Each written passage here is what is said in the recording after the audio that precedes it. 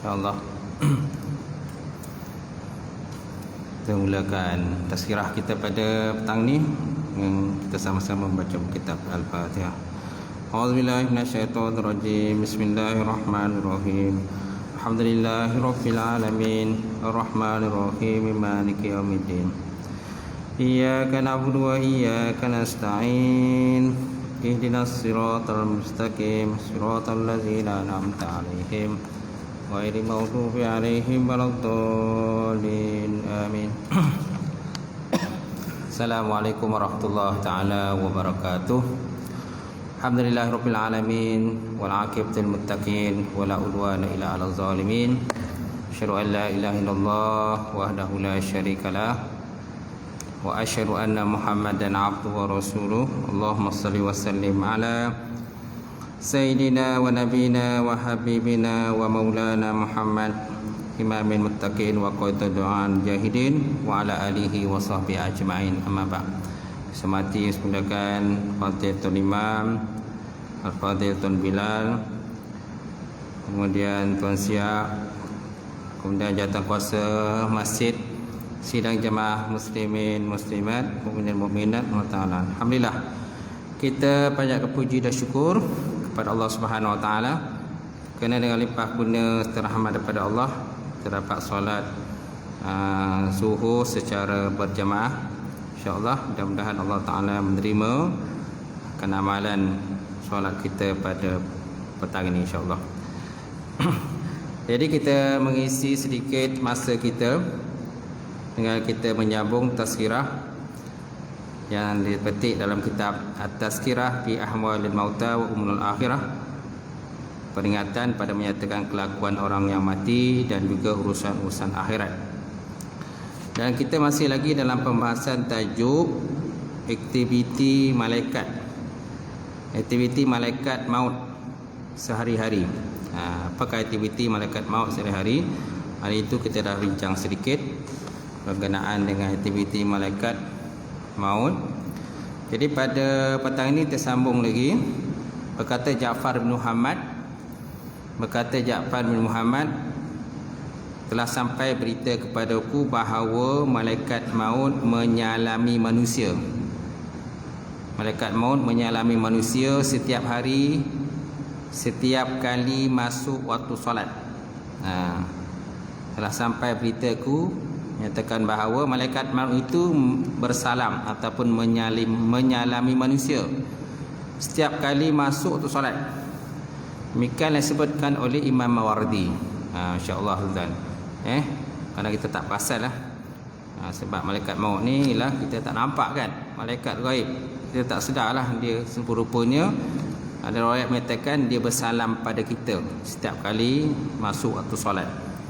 Kemudian ada khabar menyatakan bahawa malaikat maut itu adalah malaikat yang ditugaskan mencabut nyawa setiap manusia yang bernyawa, dan bahawa semua tindakannya tadi atas perintah daripada Allah Subhanahu Wa Taala.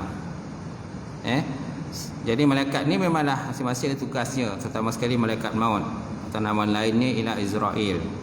Israel datang memanggil.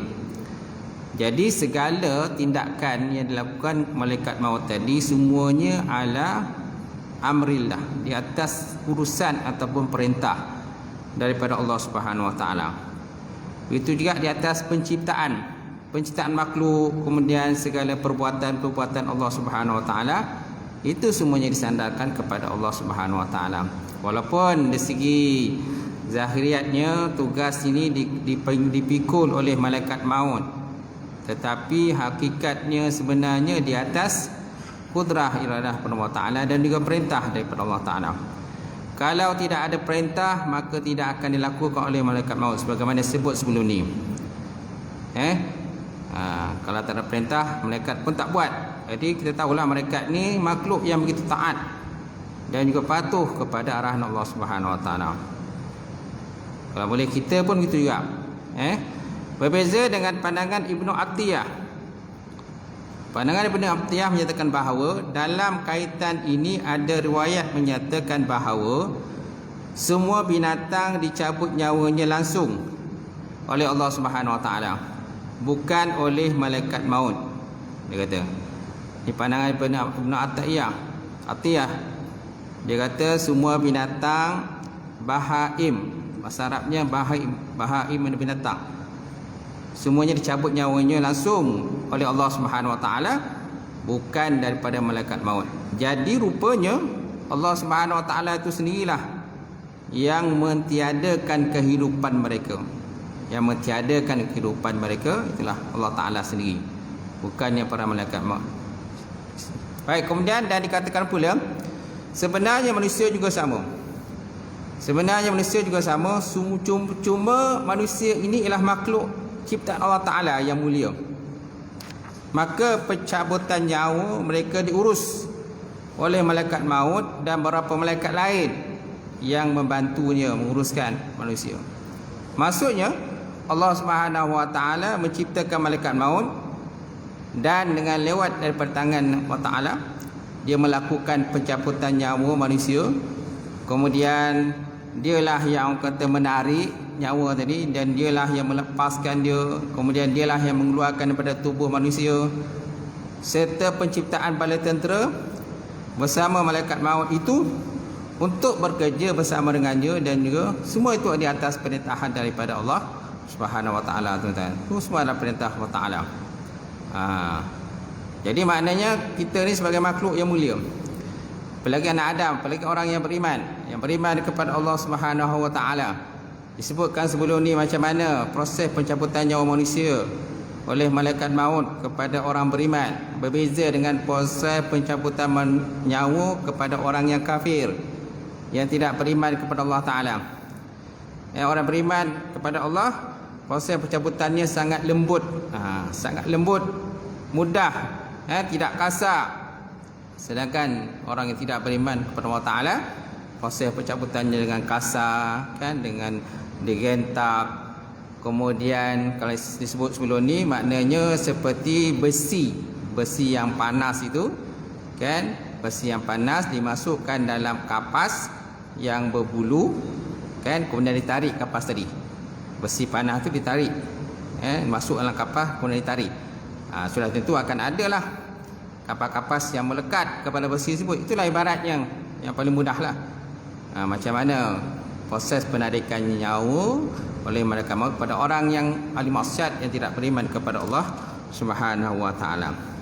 Kemudian Allah Ta'ala menyebut dalam Quran, dia kata walau tara iz yatawaffal ladzina kafaru al malaikah. Walau tara iz yatawaffal ladzina kafaru al malaikah. Andaikah kamu melihat ketika para malaikat mencabut nyawa orang-orang yang kafir. Andaikan kamu melihat, ataupun jikalau engkau melihat ketika para malaikat mencabut nyawa orang-orang yang kafir. Jadi daripada dalil ini, tuan-tuan, surah Al-Anfal ayat 50 ini menunjukkan kepada kita bahawa malaikat itu yang mencabut. Malaikat itu yang mencabut nyawa, bukan Allah Ta'ala. Tapi semua di atas arahan dan juga perintah Ta'ala. Kemudian nak memuliakan manusia, anak Adam, berbanding dengan binatang, berbanding dengan benda-benda lainnya yang telah pun dicipta oleh Allah Subhanahu Wa Ta'ala. Kemudian Allah Ta'ala juga menyebut dalam Quran surah Al-An'am, tawaffathu rusuluna. Tawaffathu rusuluna, diwafatkan oleh delegasi kami, diwafatkan oleh utusan-utusan kami. Maknanya utusan-utusan itu mana terdiri daripada malaikat yang ditugaskan untuk menjaga nyawa. Dan pada hakikatnya sebenarnya ialah Allah Ta'ala lah, kerana dialah yang menciptakan segala sesuatu, dan yang melakukan segala perbuatan itu sebenarnya itulah Allah Ta'ala. Mana kalau kita belajar dalam bab tauhid, kan, Allah Ta'ala menyebut dalam Quran, dia kata wallahu khalaqakum wa ma ta'malun. Allah Ta'ala yang mencipta kamu dan apa yang kamu perbuat, apa yang kamu lakukan. Zahiriatnya di depan mata kita, manusia yang melakukan. Zahiriatnya kita yang memotong, kan, kalau kita pisau, kita potong kayu, zahiriat kita nampak kita memotong kayu. Kemudian kita membakar kertas, zahiriat kita yang membakar. Okey, mana dari segi zahiriatnya memang kita lakukan, tetapi hakikat sebenarnya itulah Allah Subhanahu Wa Ta'ala di sebalik hijab. Kalau kita dibuka hijab Allah Ta'ala, kita nampaklah semua tu. Tapi ditutup Allah Ta'ala hijab supaya kita nak lihat, nak ujilah sejauh mana keimanan kita kepada Allah Subhanahu Wa Ta'ala. Kemudian Allah Ta'ala juga menyebut dalam Quran surah Az-Zumar ayat 42. Allahu yatawaffal anfusa hina mautiha wallati lam tamut fi manamiha. Allahu yatawaffal anfusa hina mautiha wallati lam tamut fi manamiha. Maksudnya Allah Ta'ala yang memegang jiwa orang ketika matinya dan memegang jiwa orang yang belum mati di waktu tidurnya. Jadi maknanya jiwa kita, roh kita, semuanya asalnya dipegang oleh Allah Subhanahu Wa Ta'ala. Sama ada kita sebelum tidur ataupun dalam tidur, selepas tidur, kan? Hakikat sebenarnya itu Allah Ta'ala yang memegang. Kemudian Allah Ta'ala menyebut dalam Quran lagi, surah Al-Mulk ayat 2, Allahu allazi khalaqal mauta wal hayat. Allazi khalaqal mauta wal hayata liyabluwakum ayyukum ahsanu amala. Allah Ta'ala yang menjadikan mati, Allah Ta'ala yang menjadikan hidup, dan Dia akan menguji kamu. Allahul ladzi khalaqal mauta wal hayat liyabluwakum ayyukum ahsanu amala. Kerana Allah Ta'ala nak uji kita bagaimana keimanan kita kepada Allah Subhanahu Wa Ta'ala. Kerana Allah Ta'ala sebut dalam Quran dan ayat lain banyak ayat. Contohnya, hasibana ayyutraku ayyaqulu amanna wa hum la yuftanun. Adakah kamu menyangka kamu akan dibiarkan begitu sahaja tanpa diuji? Tidak. Kamu pasti akan diuji oleh Allah Subhanahu Wa Ta'ala dengan berbagai ujian. Kan, dengan melihat kepada tahap sejauh mana ke tahap keimanan kamu kepada Allah Subhanahu Wa Ta'ala. Kemudian Allah Ta'ala juga menyebut dalam Quran surah Al-Baqarah ayat 258. Allahu allazi yuhyi wa yumiit. Allah yuhyi wa yumiit. Allah Ta'ala yang menghidupkan dan Allah Ta'ala yang mematikan. Jadi maksudnya tuan-tuan, yang malaikat maut yang mencabut nyawa dibantu sebelumnya oleh para malaikat lainnya yang berdaya upaya mengeluarkannya, dan Allah Ta'ala pada hakikatnya yang melakukan semua pekerjaan tadi. Jadi maksudnya yang mencabut nyawa itu ialah para malaikat. Malaikat maut bersama dengan bala tenteranya yang telah pun diciptakan Allah Subhanahu Wa Ta'ala. Kerana ada masanya kita lihat kejadian dalam dunia ni, ramai yang mati contohnya serentak. Kalau berlakunya contohnya gempa bumi, kalau berlakunya tsunami, kalau berlakunya puting beliung ke, kan? Jadi yang meninggal masa itu jumlahnya ramai. Jadi siapa punya kerja? Takkanlah seorang malaikat maut yang buat. Sudah itu banyaklah malaikat yang telah pun ditugaskan untuk menjabut nyawa-nyawa manusia pada masa tersebut. Jadi demikianlah tuan-tuan, hasil daripada penggabungan ayat-ayat Quran dan hadis-hadis mengenai perkara tersebut. Tetapi oleh kerana malaikat maut itulah yang melakukan pekerjaan tersebut sebagai wasail ataupun perantaraan, dan juga pelaksana langsung, maka pencabutan nyawa tadi dinisbahkan kepadanya. Jadi oleh kerana tuan-tuan, malaikat maut tadi yang ditugaskan untuk melakukan perkara tadi sebagai wasitah, perantaraan untuk mencabut nyawa, dan juga pelaksana langsung untuk mencabut nyawa, maka tugas cabut nyawa ni dinisbahkan pada malaikat maut. Walaupun hakikatnya kejadian itu ialah daripada Allah Ta'ala, kan? Walaupun hakikat kejadiannya Allah Ta'ala yang melakukan semuanya di balik ijab. Sedangkan penciptaan itu semuanya disebahkan kepada Allah Ta'ala. Yang ini pencabutan nyawa disebahkan kepada malaikat. Kemudian penciptaan manusia disebahkan kepada Allah Subhanahu Wa Ta'ala. Akan tetapi tuan-tuan, ada juga dalil menyatakan bahawa yang membentuk kejadian manusia itu ialah malaikat juga. Ada juga dalil, contohnya ialah seperti hadis Rasulullah SAW yang bermaksud sesungguhnya kamu akan dihimpunkan penciptaan kamu dalam perut ibu kamu selama 40 hari. Kemudian kamu akan menjadi segumpal darah selama sekian hari. Kemudian segumpal daging selama 40 hari lagi. Jadi daripada nutfah kepada alqah kepada mulghah. Mana 40 hari, 40 hari, 40 hari. Kemudian Allah Ta'ala mengutuskan malaikat, maka meniupkan nyawa ke dalamnya. Dan juga seterusnya, tuan-tuan. Jadi daripada dalil ini menunjukkan bahawa kita, jadi yang menjadikan manusia itu kan ialah malaikat yang ditugaskan untuk membentuk manusia dalam rahim ibu. Jadi sama juga dengan tadi. Mana zahiriatnya malaikat maut tu yang mencabut, tetapi sebenarnya Allah Ta'ala. Kemudian Zahiriyat juga menyatakan bahawa malaikat yang membentuk kejadian manusia dalam perut ibu dia. Tetapi hakikat yang sebenarnya itulah Allah Subhanahu Wa Ta'ala.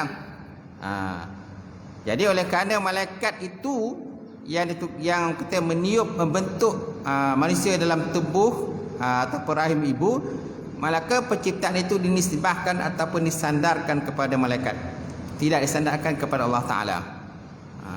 Walaupun hakikat yang sebenarnya kalau kita mengaji bab tauhid, mana penciptaan manusia itu asalnya daripada Allah Subhanahu Wa Ta'ala. Baik.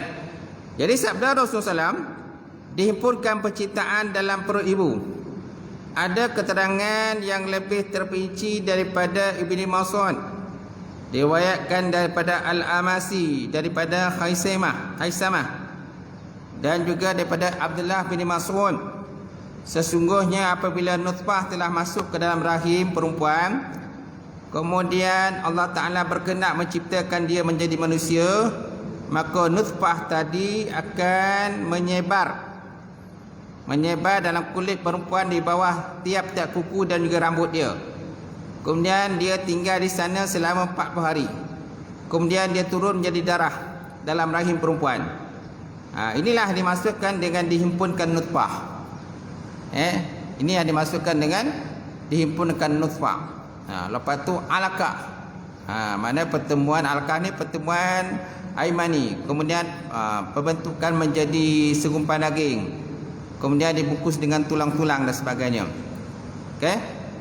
Jadi kat situ menunjukkan pada kita bahawa Allah Ta'ala apabila nak menciptakan seseorang menjadi manusia, maka nutfah tadi akan menyebar ke dalam kulit perempuan selama 40 hari di bawah kuku-kuku dan juga rambut dia. Kemudian dia turunkan menjadi darah dalam rahim perempuan. Itulah dikatakan nutfah tadi. Baik, kemudian ada satu riwayat lain daripada Sahih Muslim, daripada Huzaifah bin Usaid Al-Ghifari berkata, aku mendengar Rasulullah SAW bersabda, apabila nutfah itu melewati 42 malam, maka Allah Ta'ala mengutus malaikat untuk membentuknya, menciptakan pendengarannya, penglihatannya, rambutnya, kulitnya, dagingnya dan juga tulangnya.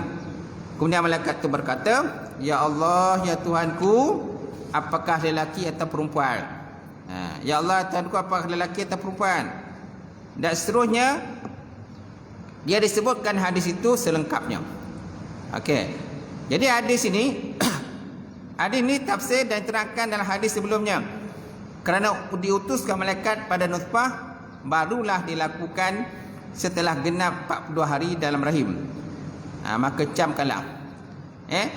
Jadi disebabkan penciptaan dan pembentukan rahim manusia kepada malaikat adalah penisbatan secara majazi, bukan hakiki. Penciptaan makhluk tadi oleh malaikat tadi yang merupakan dia, mentaswirkan dia, watashkilkan dia kan. Allah Ta'ala menugaskan malaikat mentaswirkan dia, merupakan dia, membentukkan dia dalam rahim ibu. Jadi maknanya macam mana kalau kita katakan Allah Ta'ala mencipta manusia, bukan malaikat menciptakan. Berdasarkan kepada dalil hadis nyatakan malaikat itu yang membentuk. Kan? Sebenarnya penisbahan penciptaan manusia oleh malaikat ini adalah secara majazi. Begitu juga penisbahan pencabutan nyawa oleh malaikat maut pun secara majazi juga, bukan hakiki. Kerana hakikat sebenarnya itu ialah perbuatan daripada Allah Ta'ala dan juga arahan daripada Allah Subhanahu Wa Ta'ala. Kalau tidak ada arahan daripada Allah Ta'ala, maka malaikat yang membentuk manusia dalam rahim ibu, maka dia tidak akan membentuk manusia itu. Itu juga kalau tidak ada arahan daripada Allah Ta'ala untuk mencabut nyawa manusia, maka malaikat maut pun tidak akan mencabut nyawa manusia. So maknanya pokok pangkalnya akan kembalinya kepada Allah Subhanahu Wa Ta'ala, tuan-tuan. Jadi disebabkan penciptaan dan pembentukan janin manusia kepada malaikat adalah penisbahan secara majazi, majaz sahaja, bukan hakikat. Kerana perbuatan yang dilakukan malaikat terhadap janin atau mudghah, yakni pembentukan dan pemberian rupa, hakikat itu dia kata semua adalah kekuasaan Allah. Kan? Semua hakikat penciptaan itu daripada Allah Ta'ala. Cuma disandarkan kepada makhluk, kepada malaikat. Disandar kepada malaikat yang membentuk rupa manusia dan disandarkan kepada malaikat yang mencabut nyawa. Okay?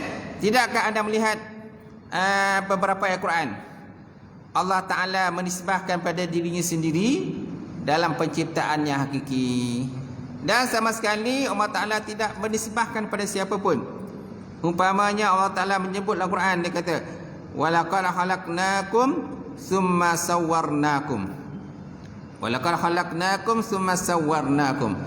Sesungguhnya kami telah yang mencipta kamu dan kamilah yang bentuk akan tubuh badan kamu, kata Allah Ta'ala. Jadi dalam ayat ni surah Ar-Ra'd 11, Allah Ta'ala sendiri berterus terang kan menjelaskan dalam Quran bahawa dia sendiri yang membentuk manusia, dia sendiri yang mencipta manusia, dan dia sendiri yang merupakan manusia. Jelas kat situ. Cuma dalam hadis disandarkan seolahnya, jadi disandarkan perbuatan itu disandarkan kepada malaikat. Disandar pada malaikat yang membentuk rupa manusia dalam rahim ibu, dan disandar pada malaikat yang mencabut nyawa. Itulah malaikat maut. Gitu. Tapi hakikat sebenarnya itulah Allah Ta'ala. Kerana Allah Ta'ala sendiri menerangkan dalam surah Ar-Ra'd 11, walaqad khalaqnakum summa sawwarnakum. Sungguhnya kamilah menciptakan kamu dan kamilah membentuk tubuhnya. Baik.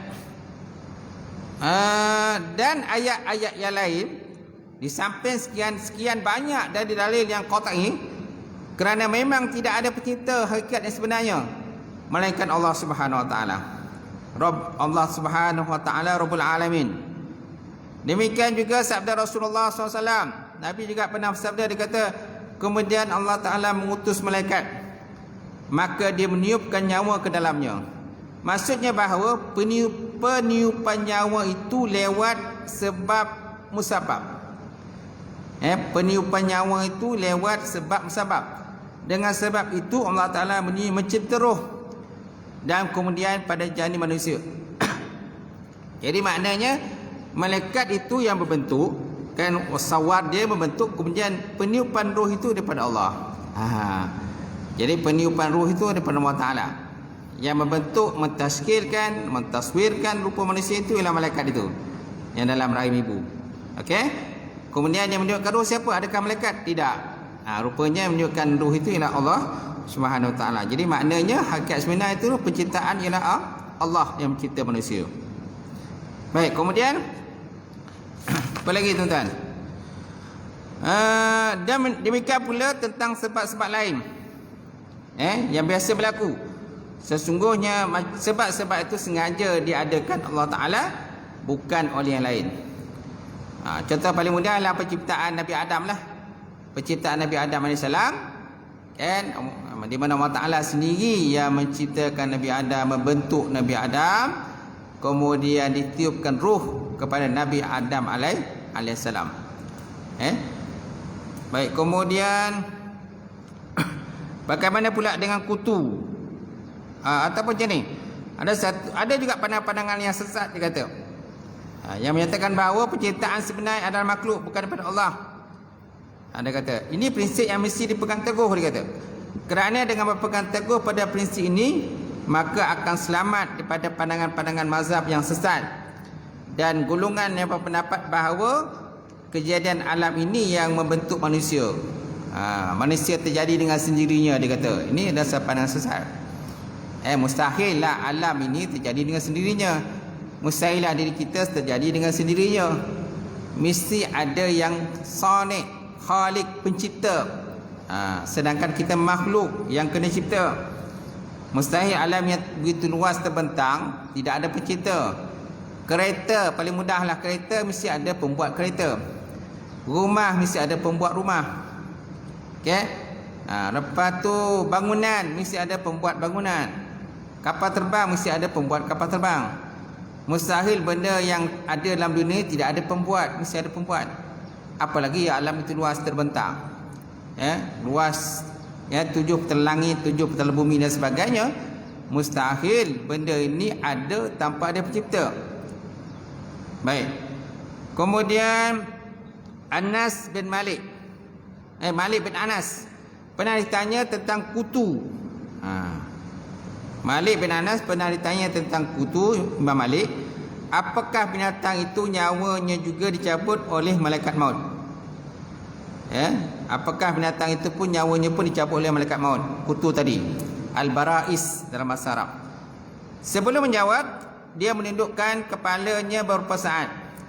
Lalu Imam Malik bertanya, apakah kutu itu ada nyawa? Kutu itu ada nyawa ke tak ada? Maka dijawab oleh penanya, ya, kutu pun ada nyawa. Maka malaikat menjawab, maka yang mencabut nyawanya adalah malaikat maut. Macam tu. Maka yang mencabut nyawanya sudah tentu adalah malaikat. Jadi asal saja bernyawa, maka yang mencabut nyawanya oleh malaikat maut. Baik, kemudian dalam suatu khabar bahawa pernah terjadi suatu perbincangan antara malaikat maut dan juga malaikat hidup. Pernah ada perdebatan lah.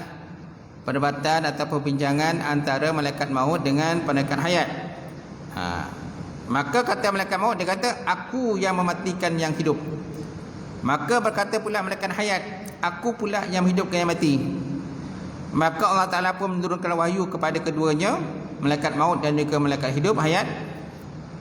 Apa kata Allah Ta'ala? Tetaplah kalian berdua pada tugas kalian dan juga pekerjaan kalian masing-masing, yang telah aku mudahkan untuk kalian.